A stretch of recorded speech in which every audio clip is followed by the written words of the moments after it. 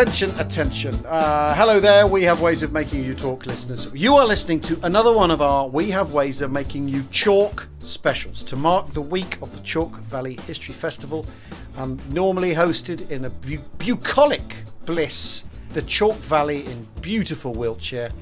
And of course, the Chalke Valley History Festival. And by the way, we're talking to Nora Krug in a minute.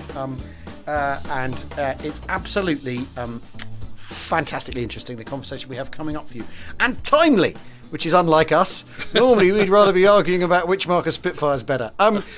Now, James, the Chalke Valley History Festival, which is your baby, really, isn't it? Well, it's partly my baby. Or are you the midwife? Yeah, no, it's partly my baby. So back in the late noughties, I was very heavily involved in building a new cricket ground for the Chalke Valley Cricket Club. Of course you were. And we did most of it. We didn't have a pavilion. We borrowed a hospitality tent from the Rose Bowl. That was our temporary pavilion. And we thought, well, how are we going to raise some money?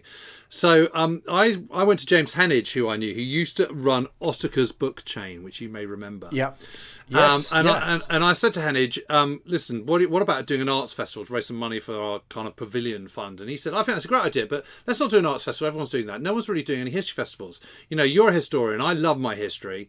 Why don't we do a history festival? And I said, you know what? That is a really, really good idea. So we sat down and we actually had the first one in 2011 was on the cricket ground. And we had 12 events, of which the brilliant, legendary Michael Wood was one of the first 12 speakers. And it went down really, really well. And afterwards, James and I both thought, let's try and sort of take it up a notch. I remember. Well, hold on. Before you do take it up a notch, did you manage to raise enough money for the pavilion? Yes, we did. Yeah, so we got. So you didn't need to. So you didn't need to do it again. No, we didn't need to do it again. We could have just quit. But everyone really liked it, and it was fun to do, and everything. and James particularly was very keen on expanding it in a big way, and I remember having this meeting with everyone was volunteers at that stage, and I remember sitting around the table saying, "Look, I don't want anyone to laugh, but I really think we should have some living history." And everyone looked at me as though I was absolutely mad. And I said, reenactors, people dressing up and stuff. And everyone just burst out laughing, said, don't be such an idiot. And I said, no, bear with me. We've got to do it. And we found some amazing people. So one of the big things that we did in 2012 was introduce this huge camp of living historians. And it was brilliant. But after that second year, we then suddenly thought, well, actually, we really are on something. It was a great success the second year.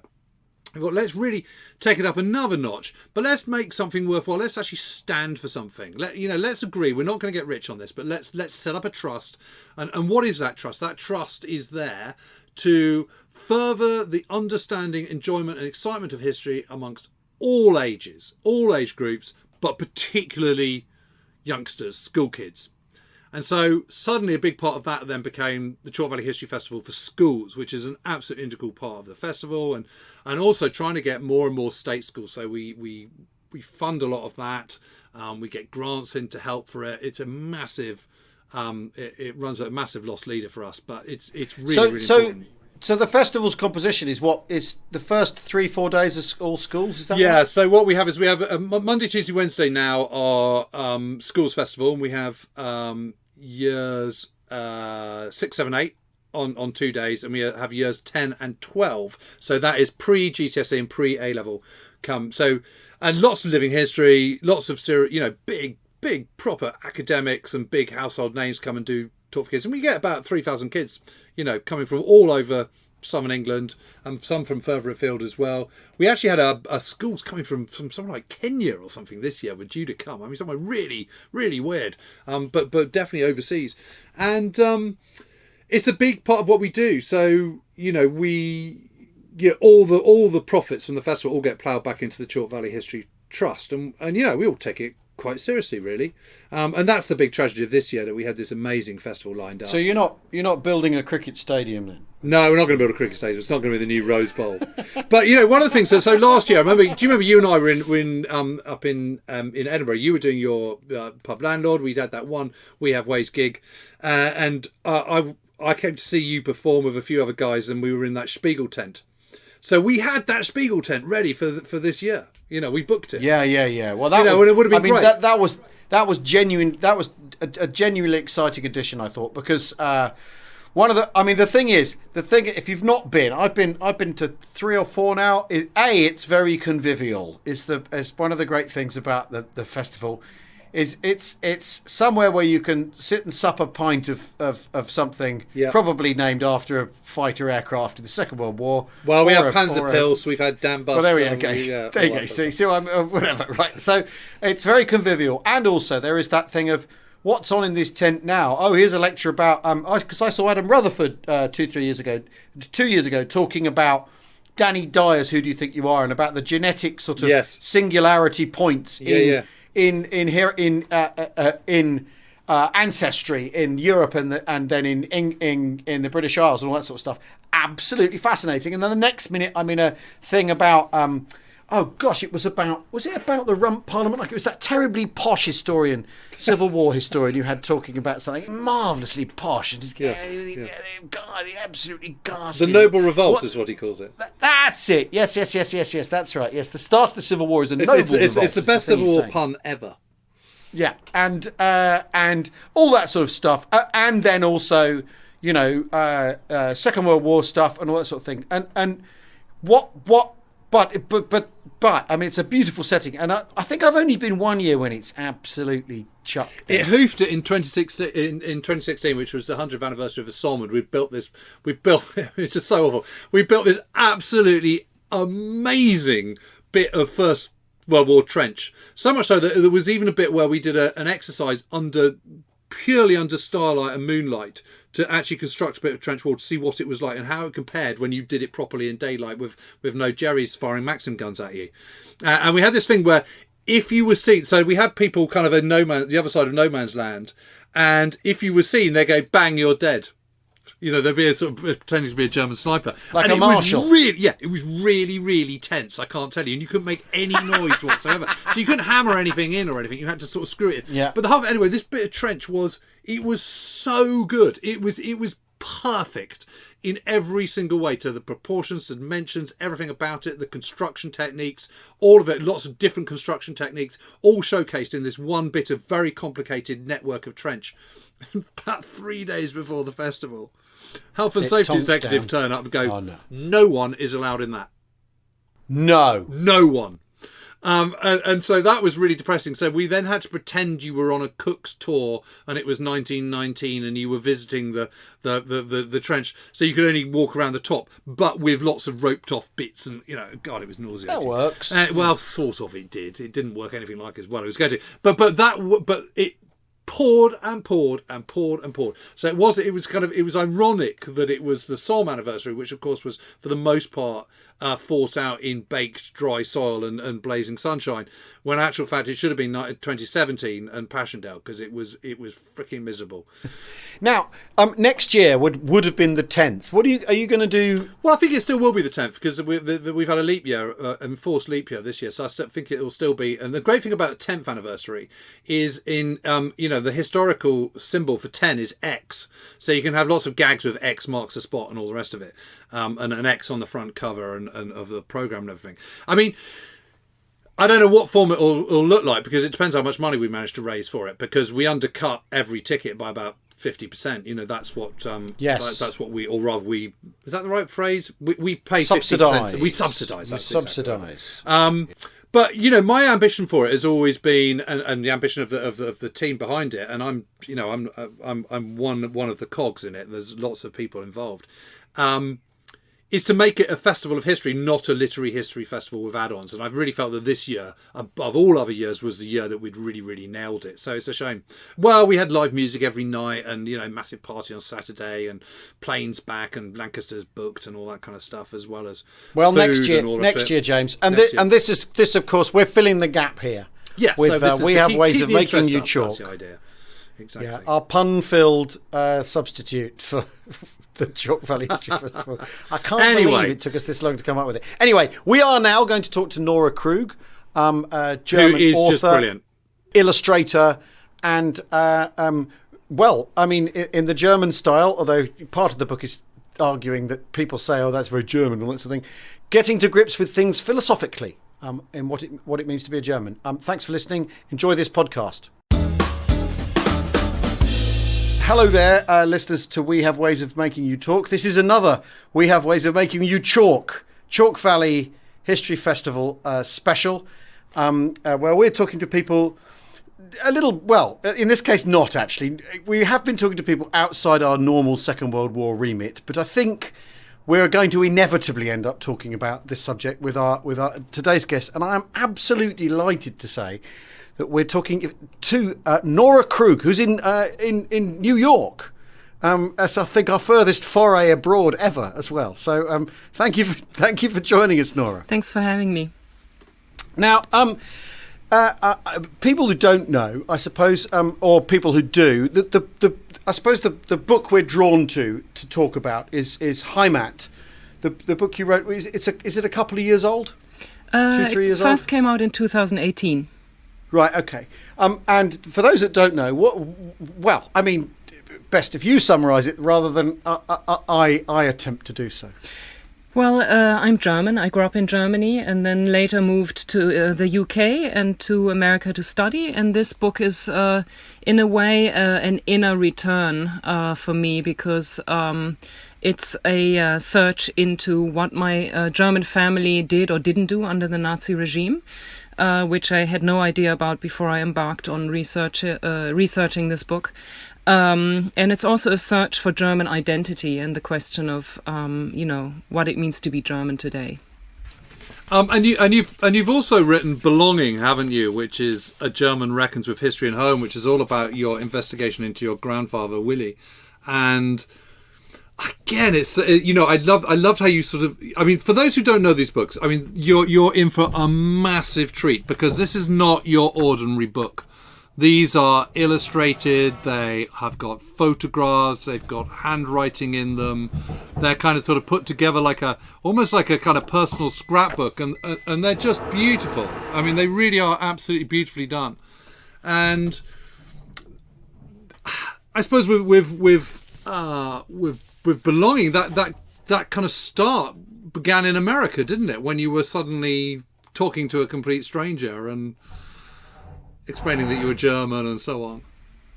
Yes. So the book begins with a scene where I meet an elderly woman on a rooftop in New York. That was shortly after I had arrived from Germany.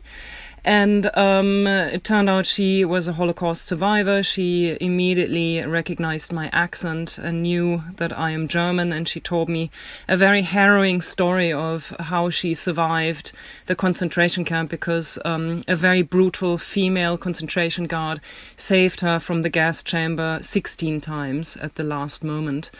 And she was a young teenager at that point, and the way she told me the story was just very frank, but there wasn't a sense of reproachfulness towards me. Of course, I felt utterly guilty, which is a feeling that always set in and still continues to set in when I speak to a survivor, for instance, or family members of former survivors, because I think I grew up with this shared collective sense of shame around the Holocaust as a German of my generation. But somehow this encounter, which was really unexpected, propelled me it was one of the reasons for why I began to reflect more deeply on my heritage, because I realized that even though we had learned so much in school about the subject, I mean, every detail almost that there was to know about that time, we somehow avoided asking each other about the more personal questions, what happened in each other's families, what each other's grandparents did or didn't do. And I realized at that moment that I had no idea about, the war on that personal level. And so meeting this woman somehow brought that out in me. And that's also why I made it the first narrative in the book. In a way, I don't want to talk too much about what you then discover in the book, because I'd much rather people read it than we precede it. But it's I mean the thing is in this country, in the UK, there are several sort of deep cultural views of Germany, and one of them. I mean, one of the things that struck me in the book is you mentioned the British or the English once. When you're at a party and you hear someone say Heil Hitler, and Whereas one of the things in this country is we are terribly hung up on the Germans in our popular culture, in our political culture, in our serious culture, and yet it seems as though the British aren't in the mix at all in your consideration of what it means to be German. Whereas they're very much in our self-assessment in this country. Germany looms large. Yeah, it's interesting. I mean, when I lived in England for 3 years, I studied in Liverpool after graduating from high school. And I did encounter a lot of problematic, sentiments towards German culture at the time. I think it's probably changed in the past 20 years a little bit. But I do know that, Germany is, as you say, probably a very big component in the political consciousness in people's minds in the UK. But in the book, I decided to really focus on my experience now. So that's why I primarily focused on Germany and the US, where I've been living for 17 years. And because I didn't want the book to only be about the past. I didn't want it to be only about what my grandparents did or didn't do, but I also wanted to explore how these things made me feel and what their actions or inactions mean to me today.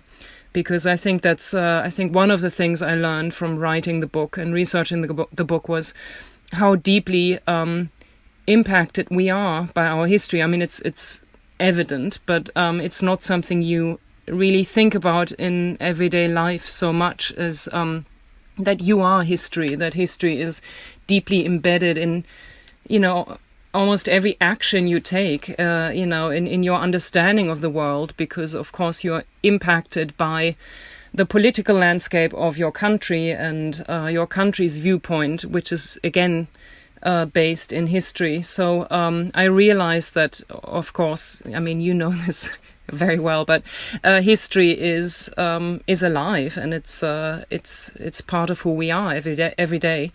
And so I wanted to reflect as much on what this means to me as a German living in America today as what it meant to my grandfather living in Germany under the Nazi regime. So have there been phases of historical sort of digestion of the Nazi past of Germany? You're talking about your grandfather principally in the book. You go back to find out what his generation did. What have been the sort of stages of historical digestion of Germany's past, do you think? In Germany, you mean? Yeah, in Germany. Yeah. So right after the war, there was a lot of denial. I mean, it was in a way a very dark decade, the 1950s, because Germans did not at all acknowledge or reflect on what had happened in their country and what they had done actively by either actively supporting the Nazis or being passive about the Nazis' actions. I mean, there was a German resistance, but compared to the, when you look at the numbers, it was, just a small population, obviously, who resisted. But so the 50s was, Germany was in a way in a state of denial, and also early 60s. And then, 68 and all the other social changes that happened as well in other countries. But in Germany, those changes were also very, very strongly connected to our reflection on our recent past. I think that's probably where Germany differed from the revolutionary spirit of other countries of that time, is that it was also about, facing our Nazi past. And then 60s, 70s and 80s was a very intensive phase of trying to reckon with what we had done. And at that point, a lot of, politicians and lawyers and judges and teachers were still of that old Nazi mindset. And that was what a lot of young Germans protested against at the time. And then, I think the education on the subject changed entirely in school. I mean, what my parents learned about the Holocaust in school is entirely different from what I learned, obviously. Is it? In what way? Well, my father, I mean, again, it depended on which state you grew up in and which, whether you came from a village or from a town and who your teachers were. If you had a young teacher, you were more likely to talk about these subjects than if it were an older teacher. So my father, who came from a village, didn't learn anything about the Holocaust. He was born in 1946, and nobody ever talked about Jewish life in the village, even though every single person in the village had known Jewish people. I mean, they were neighbors, they were colleagues, they were friends, but they had basically been, they had disappeared from the narrative too, and from the collective memory almost. So he knew nothing, neither on the collective level about Germany's history, and he didn't know anything about his village's history under the regime. And my mother had a young teacher. She also was born in 1946, but she grew up in a city, and she did learn about the Holocaust, but not in detail. And she told me the first time she ever actually saw pictures of the camps was when she took her parents rented out an apartment to a student who was very much on the left spectrum politically, and in his garbage bin she found a magazine that contained an article about the Holocaust with pictures from the camps, and that's how she first encountered these photographs.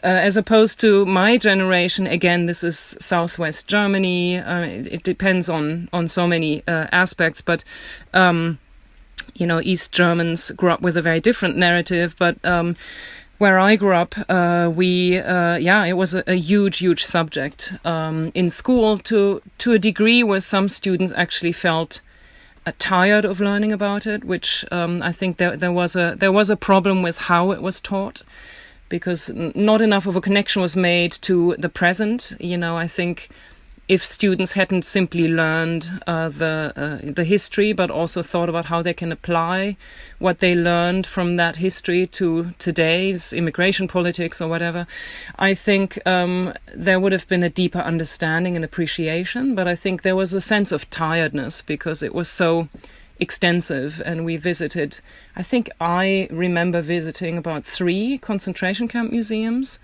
alone. So like school trips we took to different countries, speaking to survivors, and all of that was very, very important. I would not want to miss any of that. I think actually there was a debate in Germany recently about whether these school visits should be mandatory or continue to be mandatory or not. And I definitely think they should, personally, because I think you learn very differently about history when you go to the place where it happened. I mean, the physical environment teaches you so much. The actual site. Well, it's a line that Al and I talk about a lot, is the importance of walking the ground, because it doesn't matter whether you've seen photographs. A photograph is still a two-dimensional thing.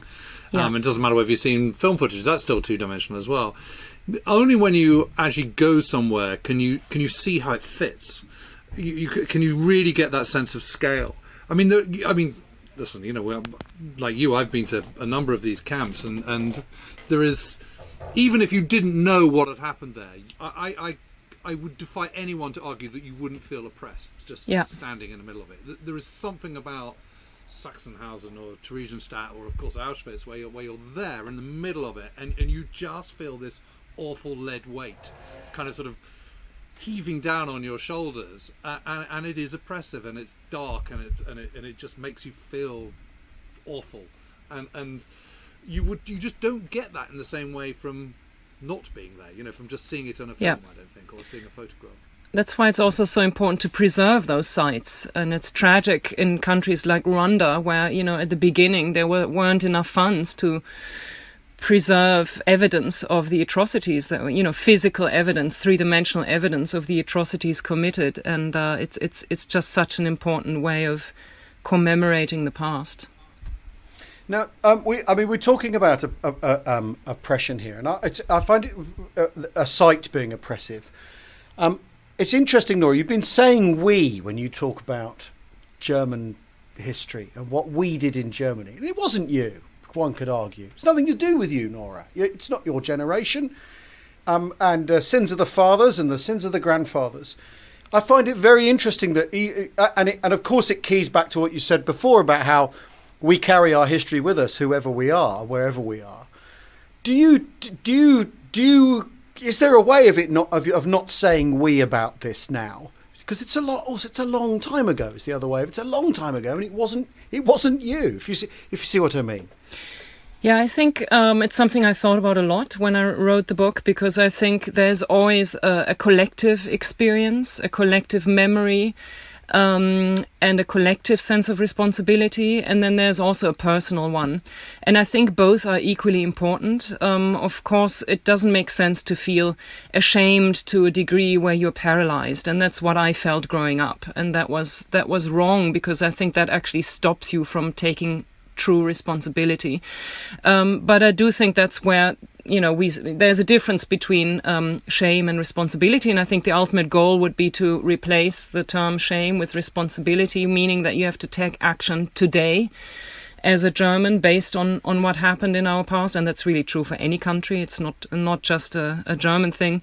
But the other thing is that when I wrote the book, I realized that a lot of the commemoration and acknowledging of the terrible acts that happened in our past, that happened in Germany, happened on a collective level, on an institutional level. Again, it's very important that it happens on a collective level. I mean, that's what you see in the United States at the moment, is that is not even happening. Institutions are only now beginning to admit to the fact that they have not been inclusive. And so, but in Germany, that was what Germans were very good at. They remembered collectively. There was a collective effort. But I think what hasn't happened enough is the individual one. And I think you can also hide behind the collective efforts, because it can make you feel like, oh, your country is already doing enough to commemorate. Why do you have to go to the archive and ask questions about your own family? But I think that's equally important. I think going back to your own roots, finding out who your family was, is just as important. And I think it's the real act of taking responsibility, because it's taking responsibility for yourself rather than for a collective bigger group. And again, that's also what should happen in the US, is that, I think few people probably do go to archives to research their family's involvement in slavery, for instance. Or colonial histories in Europe are not looked at from this personal angle enough, and I think both angles are important. Because the collective is, of course, made up of individuals in the end. So, the only way you'll ever change the movement of a body is the individuals doing so. Yeah. I mean, I made a program a couple of years ago, and it was meant to be a light program called "Why Does Everyone Hate the English?" And we went to Scotland and Wales and Ireland and France and Germany. And the program in France was just some knockabout fun, and there was no way there was nothing to get to argue about. The program in Scotland, some of it you sort of thought, well, okay, but this feels to me like there's some groping around for grievance in the 14th century. The Irish program was very, very, very, very difficult to do, because and not even the Great Famine notwithstanding, but the events in the Civil War after the First World War, and there was an event at Croke Park, which is a sports stadium, where British auxiliaries working for the British government went into the sports stadium and opened fire on the crowd and on a match that was in progress. And we went there to talk about, and it's a different stadium, but you completely felt, and I felt this collective individual responsibility, exactly the same thing you're talking about. And again, this country has an extremely complex colonial history, and even with its next door neighbours, which is all coming back to the fore at the moment. And after all, I mean, one argument is what the Nazis were trying to do was create colonies within Europe and colonise Europe. And of course, you didn't do that. You could do that in Africa, you could do that in the Americas, or as far away as possible. You didn't do it to Europeans. Mussolini even said that to Hitler. You can't do it in Europe. Those are the rules. And we did it in Ireland. And here I am saying we now in the same way about the British, the English. And I think finding those connections and accepting them, I think, is really, really, really important.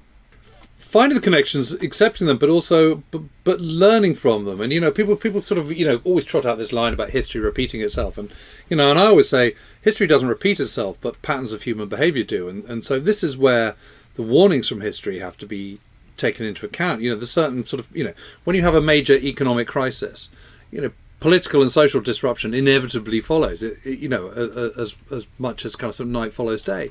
You see it all the time. And the lessons from the 1930s are kind of all there to be seen right now. I mean, we've just been sort of getting over the reckoning of 2008 crash, and now we're facing another one because of COVID-19, plus kind of exacerbated by this sort of growth of tribalism. And the lessons from history, the lessons from the late 1920s and early 1930s and the rise of the Nazis, for example, or fascism, or whatever it might be, those lessons are potent, and they are there to be as a warning. And I think one of the great benefits of studying history is so that you can make sense of the present and prepare for the future. And I think that's where the collective responsibility comes. It's about making sure that you are aware of that history, so that when those similar patterns emerge again, you can make sure that the mistakes that were made before don't get made. And that's what's all a bit scary at the moment, because it doesn't feel like those lessons are being particularly learned. Yeah, as you say, patterns, I think, is a good word, because I think it's important to recognize them, and also language is a big part in that as well. Listening to how things are said, because violence always begins with language. I mean, when you read Mein Kampf, that's evident. And I think that's the beginning of things that we need to listen out for. And for instance, the far right-wing party, AfD in Germany is using similar terms to describe political opponents that were used in the past in Germany.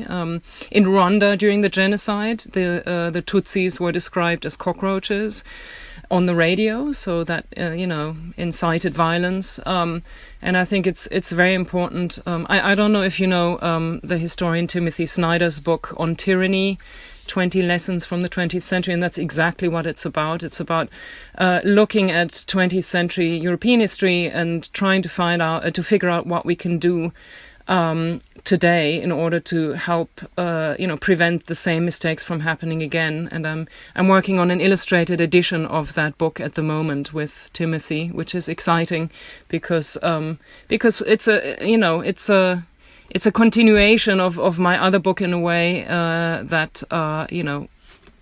it's so evident, but that the past and the present are basically one. They're both connected, and we need to understand the ways in which they're connected.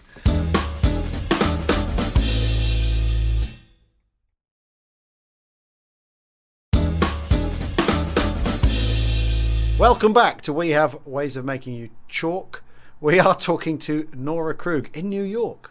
Nora, can I kind of sort of bore back to your own personal story, though? But I mean, when you're, as a German, knowing there's this sort of great elephant in the room in your history, which is the war, the Nazi period, those 12 years, when you start kind of looking into your own personal story and your grandfather's story, there must be a sort of pretty big sense of trepidation, isn't there, about what you're about to unpeel, what you're about to unlayer?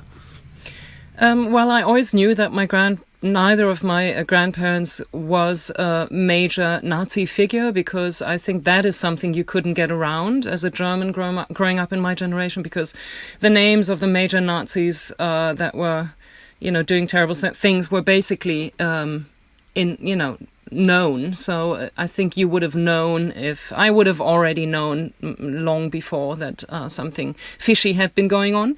So I always knew he was in the category that's more described as the follower, Mitläufer category, which is the kind of the gray zone. I think most Germans after the war were ranked into that category of followers. And at first I thought, well, is there really a story in that? Because he was just, in quotation marks, a follower. And then as I did more research and I found a US military file in my hometown's archive about him, every German after the war in the US sector, had to fill out a form about what they had been up to under the Nazi regime. So I found my grandfather's file there that nobody in my family had seen before. of course, I felt nervous, but then I also realized that it's exactly that group in the middle, this gray zone, that we need to pay more attention to, because that is the group. That's the group that, supported, made it possible for Hitler to stay in power for as long as he did. And it's a group that we tend to overlook because we always say, oh, he was just a follower. He just did what everybody else did. He had no choice.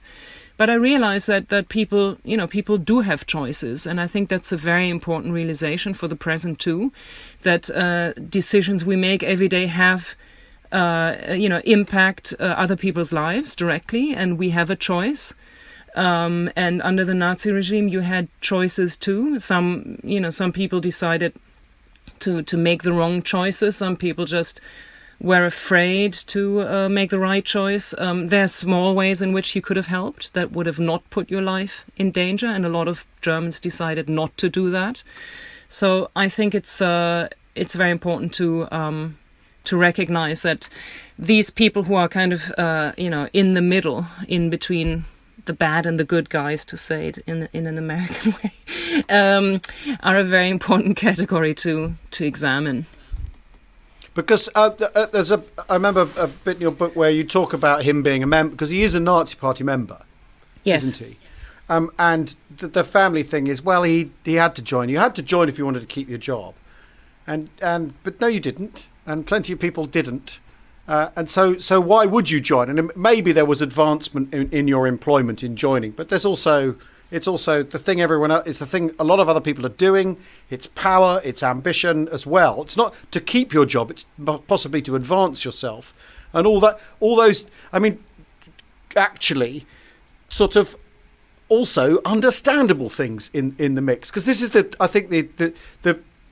to really get to understand what happened in Germany or other countries where these things go on, is you've got to understand the drivers that make people join in, as much as they hate the things they hate, the things they want from the movement. It's the things they can get as well, isn't it?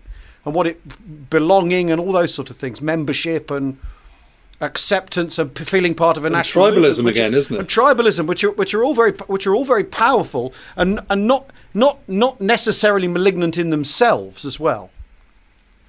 Yes, I think the thing about the Nazi Party that surprised me is that, and correct me if I'm wrong because you're the historians here, but that only 15% of Germans joined the Nazi Party. And my impression had always been that it was a majority. But then again, that wasn't because people didn't want to join, but because the Nazis put a stop on admissions early on when they realized that people mostly joined for opportunistic reasons.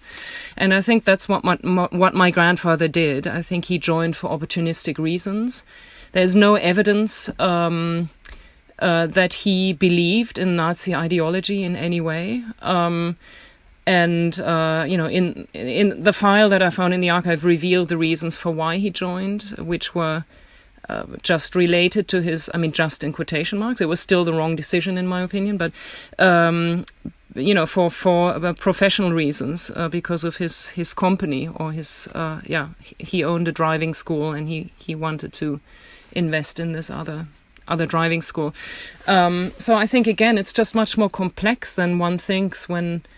I think that's why it's so important to look at individual lives and ask individual questions, because I think they can tell you a lot about, what the complexities of living under a regime like that. Yeah, no one is forcing you to dob someone in, are they? And no one is forcing you to be a train driver to Auschwitz, and actually no one's forcing you to be a guard at Auschwitz even. Yeah. So, you're right. There is an awful lot of choice in all this. What I think is interesting is that if you are a young man coming of age during the Second World War, you have no choice about joining up the armed forces. You have to go and do your bit. And, I've been fortunate enough to interview a number of German veterans, and some of them have been in profoundly moving conversations, because it's absolutely clear that when I turn up as sort of Mr. Neutral from a different country who's never going to, they haven't got to sort of hide anything from me. So suddenly they're opening up in a way that they would never do to their family. And on several occasions, veterans have said, you know, I've never told anyone what I've told you. And that's not particularly flattering to me at all. It's just that suddenly here I am, I'm asking interesting questions. I'm ostensibly neutral, and I'm not going to kind of be judgmental on them. And it's always struck me how much in the States, and also obviously over here, how much we fate our veterans, and you know, to my own view, quite, you know, rightly so. But you know, for those guys, you know, you're 19, you get called up, you've got to go to the front, you see horrible things, your friends are being killed, you're doing it, you know, you've got a swastika on your uniform, but you know, it means nothing to you really. You've been doing your bit for your family, for your homeland, trying to preserve your hometown, home village, whatever it is. I mean, you know, are they so very different from a young 19-year-old British guy or American or whatever? And it's kind of hard to be really judgmental about them, and yet they've had to bottle this all up for decades and hold it within and not tell anyone and feel ashamed of it, whereas at least our veterans, for whatever horrors they saw, at least they can be proud of what they did. You know, there's a big difference there. You know, and I always think what a burden that must be, and how awful it must have been, and what a kind of sort of, again, you know, I keep talking about this weight, this sort of lead weight, but what you know, an extra heavy lead weight for them to carry. Yeah, that's where I always feel the cultural difference when I remember the first time I saw a film about the Second World War in England when I was an exchange student. Oh, God, I'm sorry. But just even the music was so different from the music that would have been used in a German documentary about the same subject. I mean, it was heroic. It was, you know, there was a certain dark glamour to it. And in Germany, there's always this doom, you know, hanging over the whole. I mean, it's a very different atmosphere, and here as well. I mean, when somebody talks, you know, I mean, friends posting photographs of their grandparents, grandfathers in uniform, you know, on Veterans Day or whatever. I always feel it's always a very awkward moment for me, because I could obviously and would also never want to do it, but. It's and yeah, I mean, every country also has its own constructed narrative of the Second World War. I mean, I felt that a lot when my book came out in different countries, especially in Europe, that everybody comes to it with a particular narrative that has been shaped over the decades, and it's not necessarily a very complex narrative. It's a narrative that's taught in schools. And for instance, in France, I mean, the narrative for a long time was the narrative of the resistance, whereas there were actually concentration camps in the south of France that were led, that were French run, from which people were deported to Auschwitz. And that is something that's just, you know, not been part of that narrative, that collective narrative there. I think it's changing now. Well, there was, you know, we've cited a couple of times. There's a very famous documentary series called The Sorrow and the Pity in English that was made in, I think it was sort of finished in about 1968 or something like that. It wasn't, you couldn't see it in France until about 1990 or something like that. I mean, it was some ludicrously long period of time, because it was just too incendiary, and it was quite a deliberate policy by de Gaulle in the post-war years to actually just not go there, to kind of just not ask too many questions, not point fingers at people who'd been in the milice or, you know, who dobbed in Jews in the Second World War, because he felt that if that was the case, the country would just simply never recover. You know, they'd never be able to kind of move on. So a certain amount of, quite a lot of brushing under the carpet had to go on, and I think that's one of the reasons why there's very little narrative about the Second World War actually in France itself. I mean, you know, in terms of historians, there is narrative historians in France, they literally don't exist. And if they do, they're kind of looking at it from a sort of economic point of view, or there's memoirs about resistance types and so on. Or it's incredibly academic. But there isn't there's not a Max Hastings or equivalent or I don't know, Rick Atkinson or something like that in France. They just don't exist. It's amazing, really. And that's always the big question, what you just said about France wouldn't have been able to move on if they had faced that part of their history earlier. But is that really, you know, that's something that I have been thinking about a lot. Why is it so difficult for any country in the world to both face its ugly pasts, which, you know, every country has, and embrace one's culture? You know, why is that so difficult for Americans, for instance, to look back at the Native Americans and the history of slavery and all the terrible things that were done and are continuing to be to being done, and at the same time express appreciation for other aspects of the culture. Similarly, in Germany, we seem to be incapable of expressing our love, for our culture. I mean, it's always only the people on the right end of the political spectrum who seem to be able to do that, and I think that's the big. There's a need for a transformation in the minds of the more liberal, group of Germans. I think it's very important that we learn to celebrate our culture, because we can't leave it up to the extreme right to do that. I think that's a dangerous thing. I think that's the most important thing you said all day, and it was the same argument here. Totally agree, though. I totally agree. Yeah. I don't think. And again, it's what we were talking about earlier on about sort of before we press the record button about binariness and it's kind of one or the other. One's understanding of one's culture doesn't have to be binary. It shouldn't be binary. It can be complex. You can say, you can look back at something with warts and all, and you can say, whether it's Churchill, whether it's Oliver Cromwell in Ireland, whatever it is, you can look at these things and say, that was obviously not good, but there's lots of good things too, and it is helped shape us into the nation we are now, and that's to be, celebrated in a way. I mean, I don't think it has to be kind of one thing or the other. It really doesn't. And I think it's really interesting that we're having this conversation now, because right at this moment, we're having exactly the same kind of discussions about our colonial past and imperial past, and Britain's involvement with the slave trade and all the rest of it. All of which are incredibly pertinent and important discussions to be had. But equally, you shouldn't get to a state where you can't have the conversation. You've got to be able to talk about it. You've got to be able to kind of face it and confront it, and, as you say, kind of deal with the richness of it, as the good and the bad. So, speaking of which, then, so Nora, are you an American now? So, are you going to have to take on what it means to be an American, having dealt with what it means to be a German? Yes, I'm both American and German, and the main reason for why I became an American was so I could vote, and I know already who I'm going to vote for this fall. But sadly, in New York State, that probably won't make a huge difference. Because most people probably will vote for the same person. But yeah, I mean, I've been thinking a lot about also the issue around slavery and the history of slavery and the continuation of racial violence against people of color, and that's a subject that has always emotionally affected me deeply. I live in a Caribbean neighborhood, and I have a lot of. I teach full time in an illustration program at the Parsons School of Design in New York, so I have a lot of a very diverse student body, a lot of students working on these subjects. So it's been something that I haven't been able to understand for a long time living here as a German.